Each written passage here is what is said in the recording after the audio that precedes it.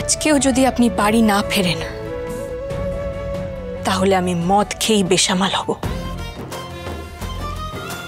Mister বাউন্ডুলে বর,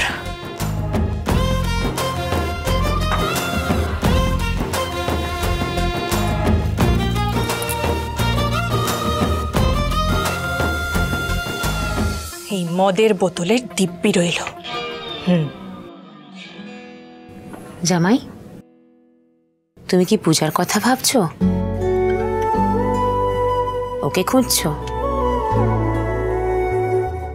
না, কথাটা বললাম কারণ পূজার চোখ দুটো তোমাকেই খুঁজছিল।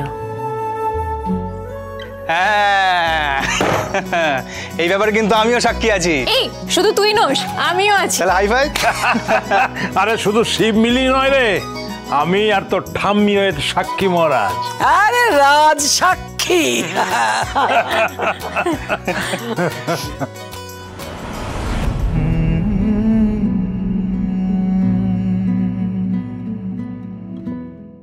জানি তোমাদের বিয়েটা নিয়ে অনেক সমস্যা।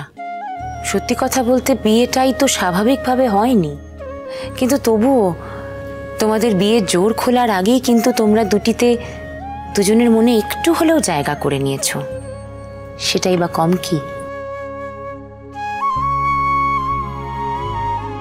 আপনি বলছেন শুনতে ভালোই লাগছে বেয়ান, কিন্তু দিল্লি আবি বহুত দূর হ্যাঁ বেয়ান। এই সত্য সব দূরের নিকুচি করেছে। এই মহারাজ ওর তো, চল বাড়ি চল। ও বাবারে, আমি কি আর টানতে পারি রে? আগের মতো কি আর জোয়ান রয়েছি? আমি হ্যাঁ, অত বল প্রয়োগ করে টানাটানি করতে হবে না, বলেছি তো আমি যাব। এই হচ্ছে আমার মহারাজ। তবে গ্রামের বাড়িতে। গ্রামের বাড়িতে যাবে? তুমি অষ্টমঙ্গলায় যাবে না বাবা?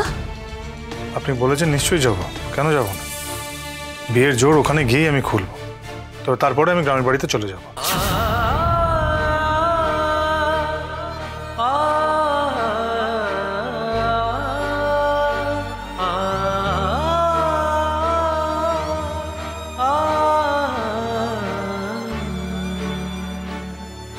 অষ্টমঙ্গলাতে তো আমি তো যাবো। কখন যাব, কিভাবে কোথায় যেতে হবে বলে দিলেই হবে, যাব, পৌঁছে যাব। আরে সত্য, তুই পৌঁছে যাবো মানেটা কি বলছিস? তুই কি এই ক্লাব থেকে অষ্টমঙ্গলায় যাবি নাকি? তুই বাড়ি ফিরবি না? না না, ফিরবো না, এখান থেকে সোজা অষ্টমঙ্গলায় যাব। দাদা, এখন কি হবে? মহারাজের এই সমস্ত কথাবার্তা আমার একটু ভালো লাগছে না। ও তো মনে মনে অনেক কিছু ঠিক করে রেখেছে। আচ্ছা, ও কি সত্যি আর এই শহরে থাকবে না?